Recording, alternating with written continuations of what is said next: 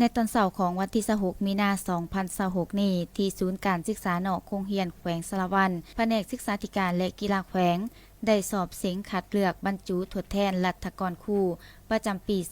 2026โดยการเป็นประธานและเปิดหัวบทสอบเสียงของฐานสุนีนามาบรีหัวหน้าแผนกศึกษาธิการและกีฬาแขวงฐานสุขเสริมพรไมมณีห้องหัวหน้าคณะจัดตั้งแขวงฐานบุญถาวรธรรมพัฒน์ห้องหัวหน้าแผนกการเงินแขวงมีครูอาจารย์นักสอบเสียงจาก8ตัวเมืองพร้อมด้วยภาคส่วนที่เกี่ยวข้องเข้าร่วมในพิธีได้ผ่านข้อตกลงของคณะกรรมการปกครองแขวงว่าด้วยการแต่งตั้งคณะรับผิดชอบ4นำและกองเลขาบรรจุทดแทนรัฐกรครู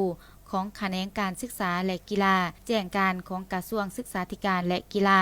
เรื่องการสอบเสียงคัดเลือกบรรจุทดแทนรัฐกรครูตามจำนวนที่สิ้นสุดในรูปแบบต่างๆในงวด2ประจำปี2026ผ่านกฎระเบียบการสอบเสียงมีนักสอบเสียงทั้งหมด175คนยิ่ง103คนที่มาจาก8ตัวเมืองของแขวงสะระวันการสอบเสียงแม้นมี2ภาคคือภาคสอบเสียงความรู้ทั่วไปและภาควิชาเฉพาะตามสายที่สมัครภาคปฏิบัติตัวจริงแต่งบทสอนสาธิตและสัมภาษณ์สำหรับตัวเลขรัฐกรครูของแขวงสะระวันทั้งหมด69ตัวเลขบรรจุใน8วิชาคือ